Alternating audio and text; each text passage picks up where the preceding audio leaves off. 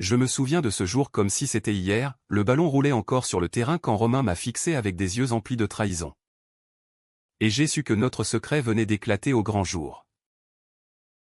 Dans ce vestiaire étouffant d'un petit club de football en banlieue parisienne, où l'odeur de sueur et de défaite se mêlait à la peur. J'ai été exclu non pour un mauvais match, mais pour aimer un homme à lui.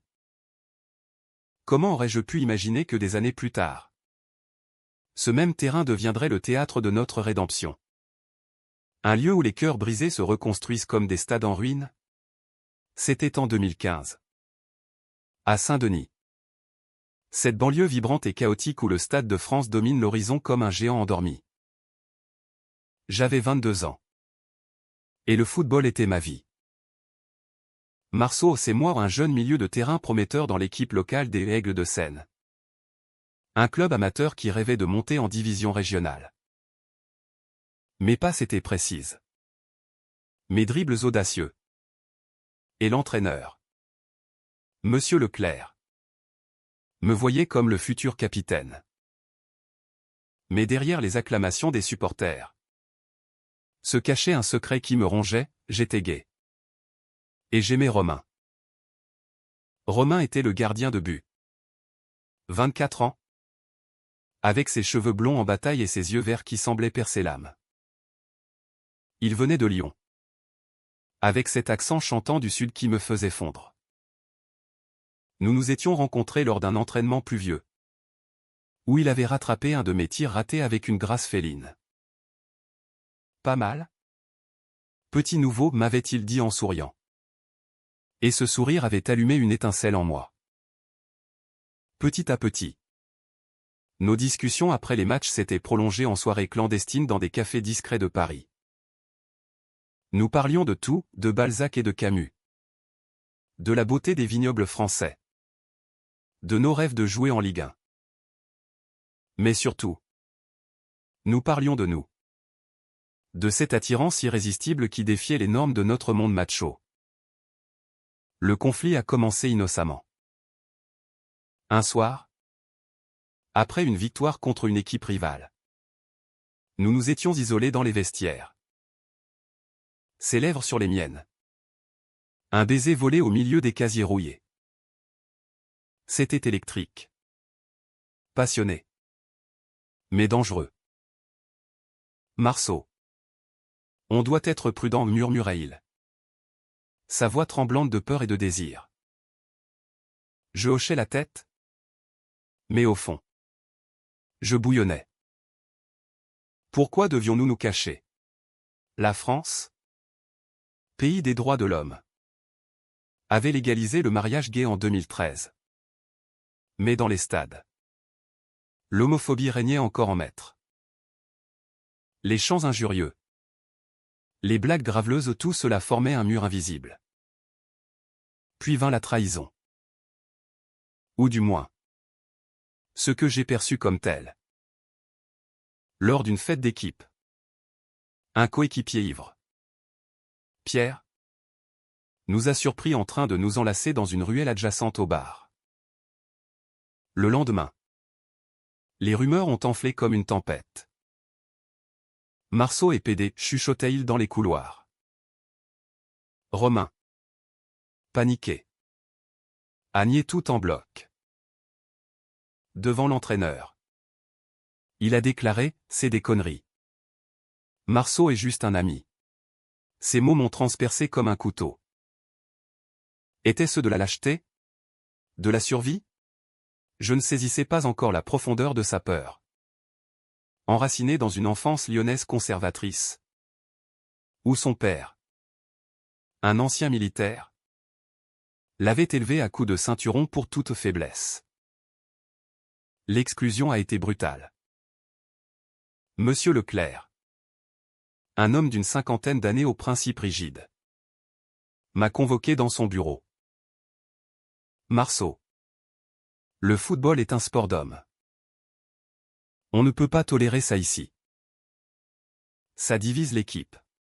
Ces paroles, prononcées avec un accent parisien sec, m'ont fait bouillir de rage.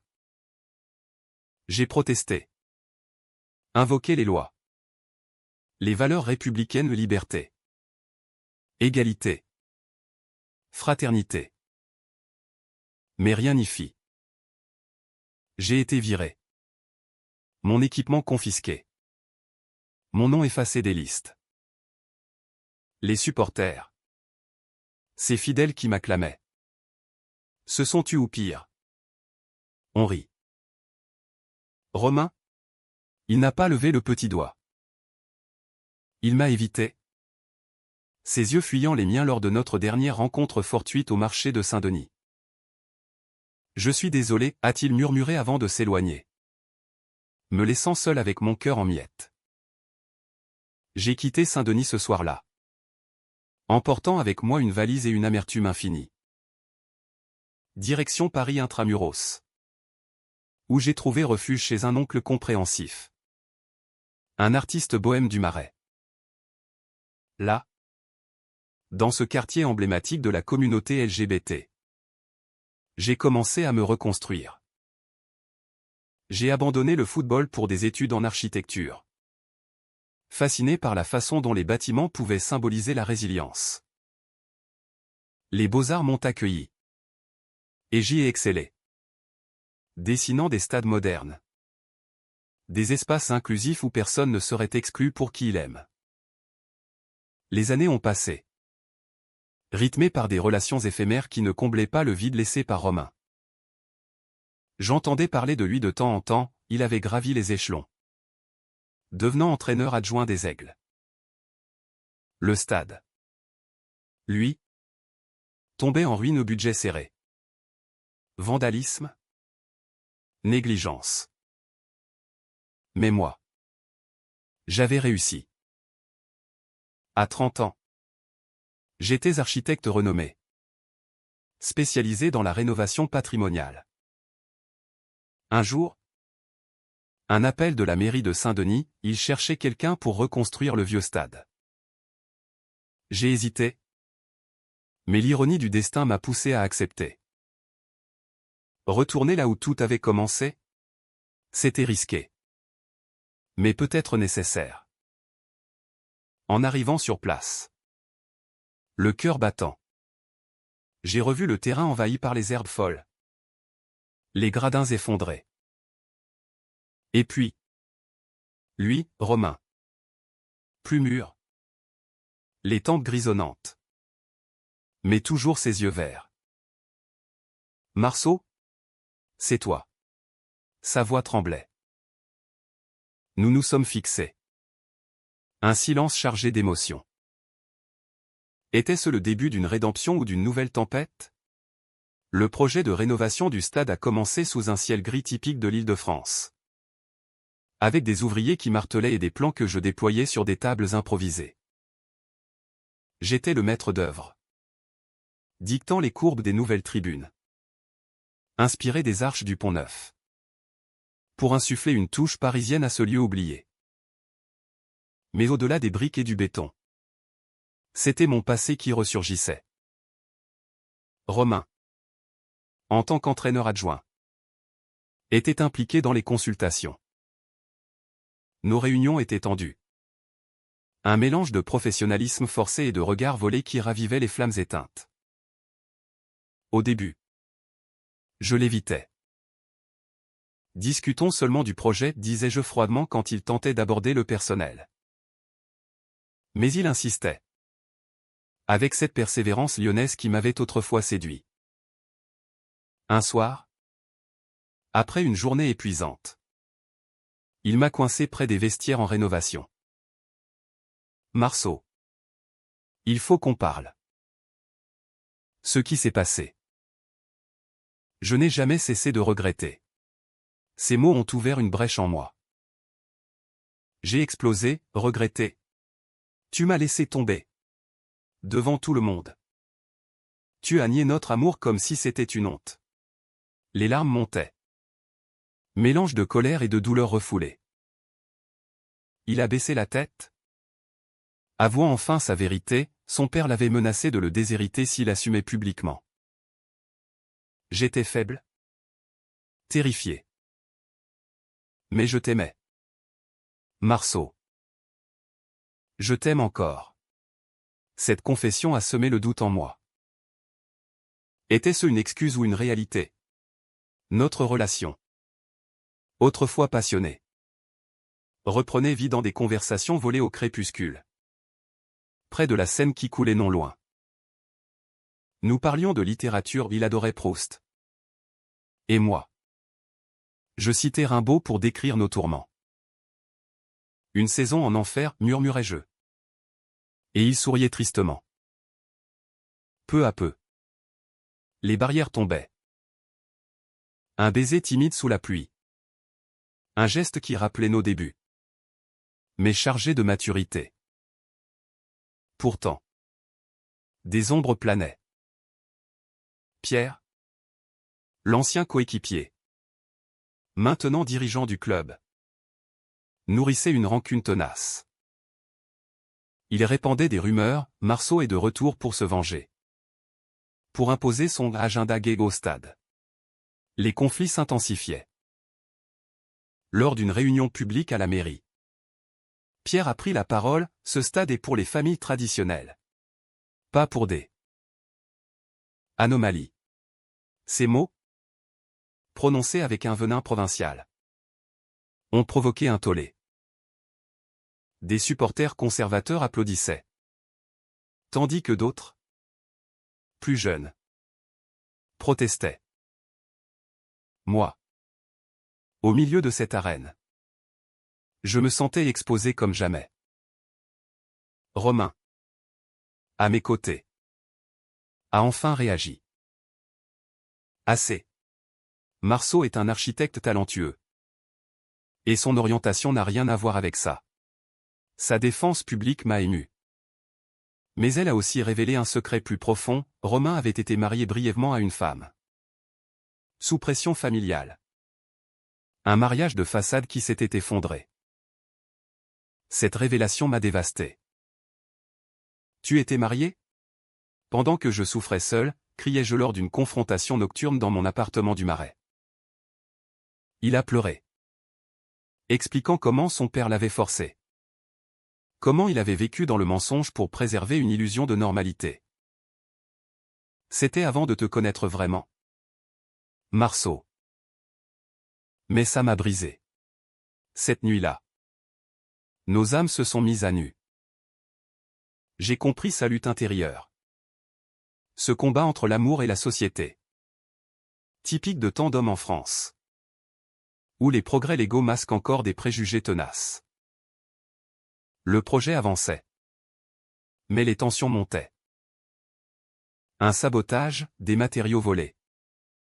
Des graffitis homophobes sur les murs en construction. Je soupçonnais Pierre. Mais sans preuve. Romain et moi. Plus unis que jamais. Enquêtions discrètement.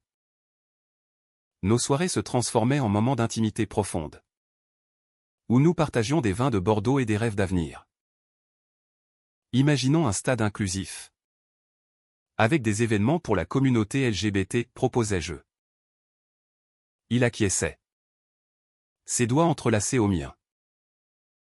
Pourtant, un malentendu a failli tout détruire. J'ai découvert une lettre ancienne dans ses affaires, un aveu d'amour à une femme.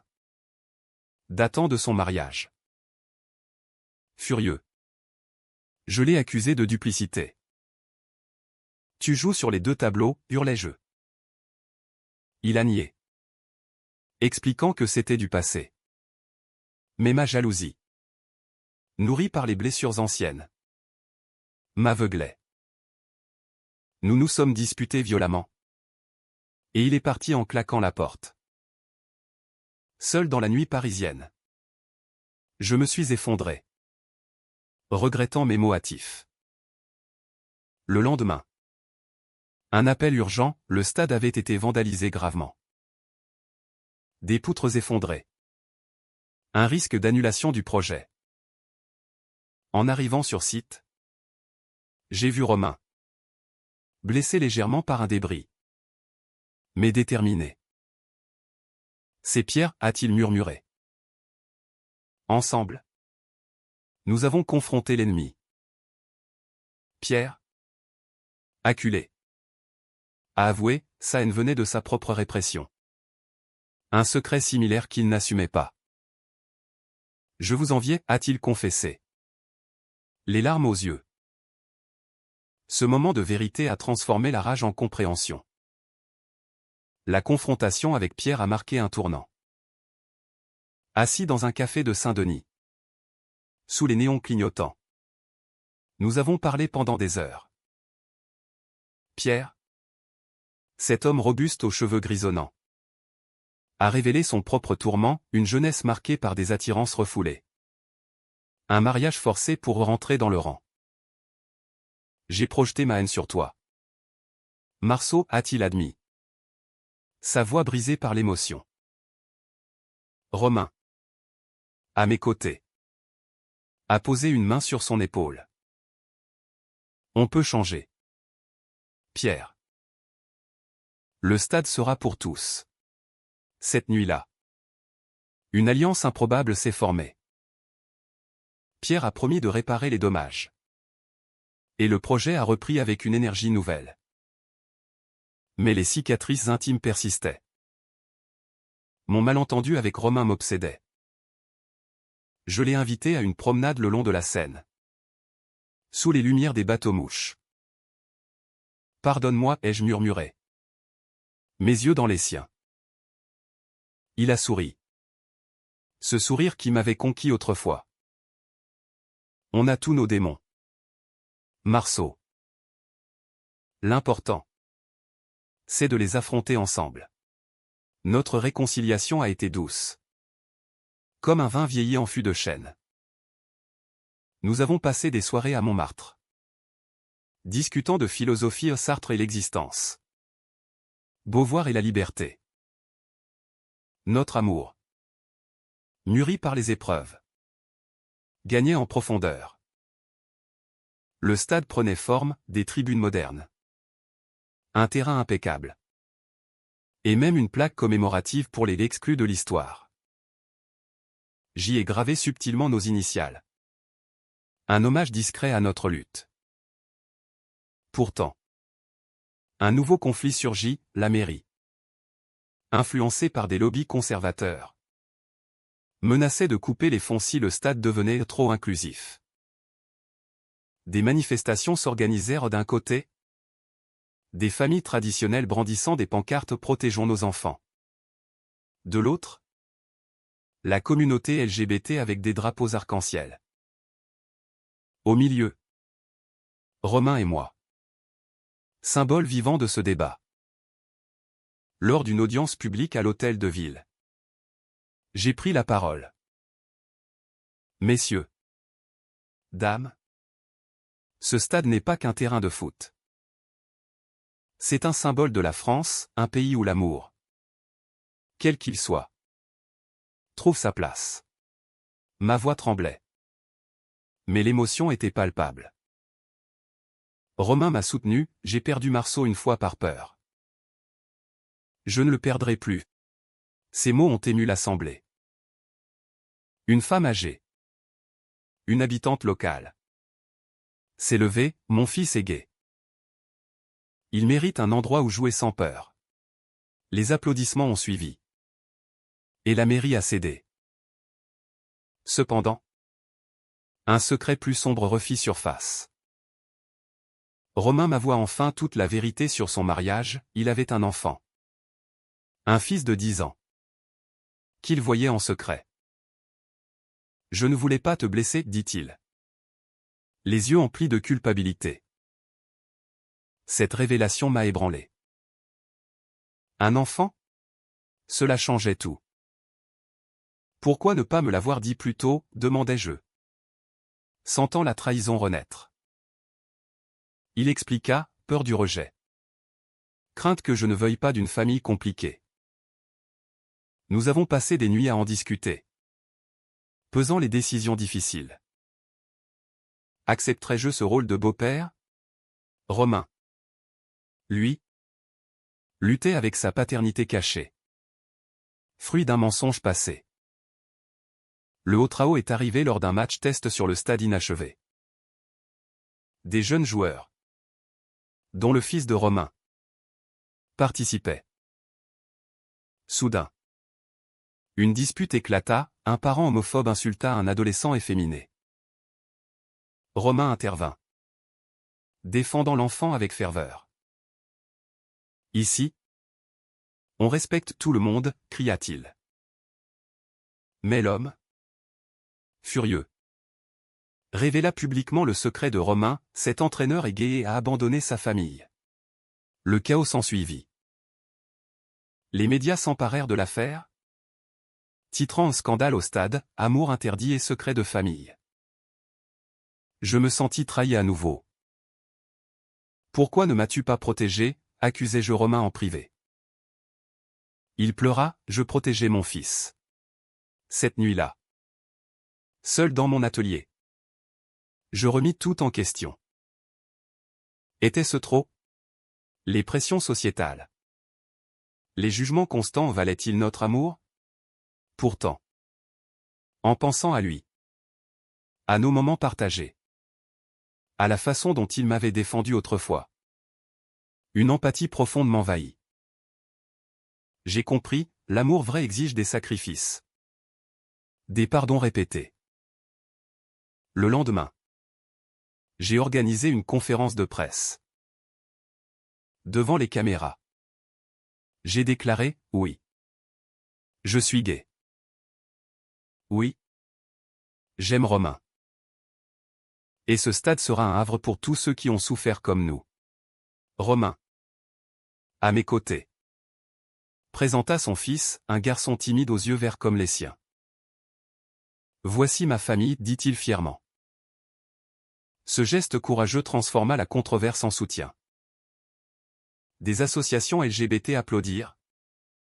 Et même Pierre, réformé, nous appuya. Avec le soutien public, le projet accéléra. Les ouvriers travaillaient d'arrache-pied. Et le stade émergeait comme un phénix des cendres de l'ancien. J'incorporais des éléments symboliques, des bancs arc-en-ciel discrets. Des citations de Voltaire sur la tolérance gravées sur les murs. Romain et moi. Plus solides. Intégrions son fils, Lucas, dans notre vie. Des pique-niques au bois de Vincennes. Des visites au Louvre, nous construisions une famille atypique, mais aimante. Lucas, curieux, posait des questions, papa. Pourquoi tu aimes Marceau? Romain répondait simplement, parce que l'amour n'a pas de règles.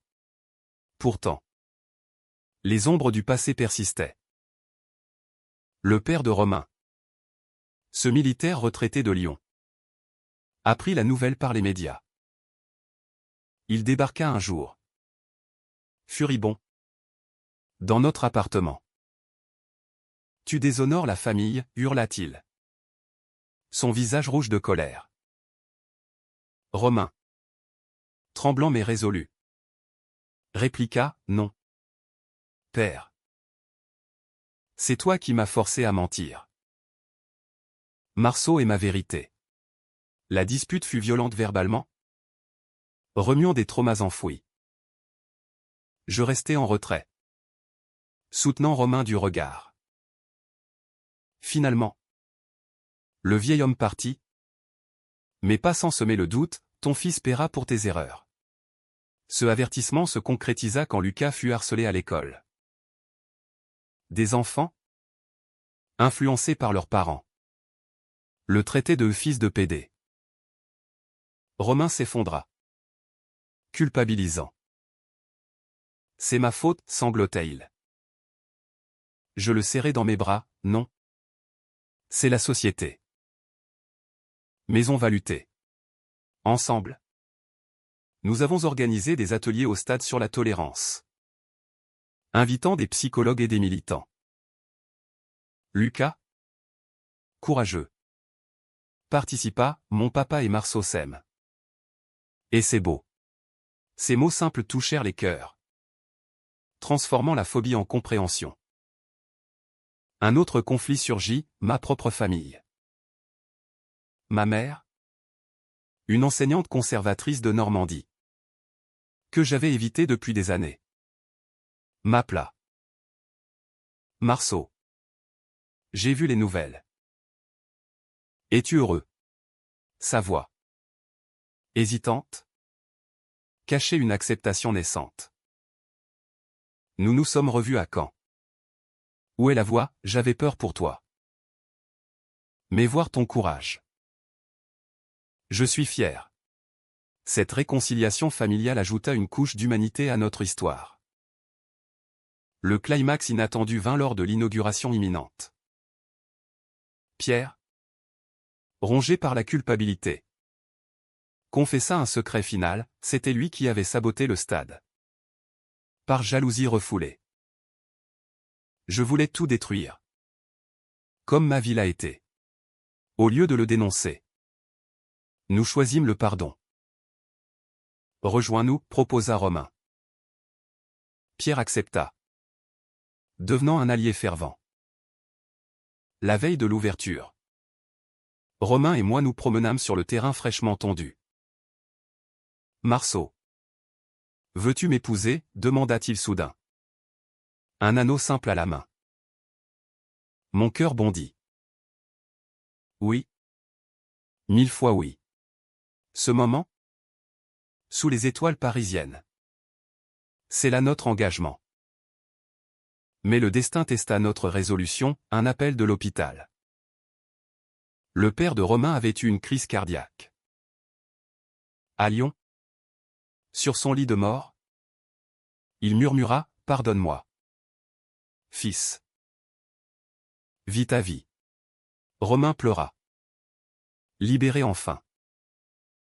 L'inauguration fut triomphale. Des milliers de personnes, dont des célébrités comme Yannick Noah, applaudirent. Le premier match opposa des équipes mixtes, symbolisant l'inclusion. Lucas marqua un but. Et nous l'acclamâmes. Pourtant, au milieu de la joie, une mélancolie persistait, les combats n'étaient pas finis. Des lettres haineuses arrivaient encore, rappelant que la France, malgré ses lois, luttait contre ses démons. Dans les mois suivants, notre vie s'équilibra. Mariés civilement à la mairie de Saint-Denis, nous adoptâmes un rythme paisible, matin café croissant, soir lecture partagée. Romain entraîna une équipe junior inclusive.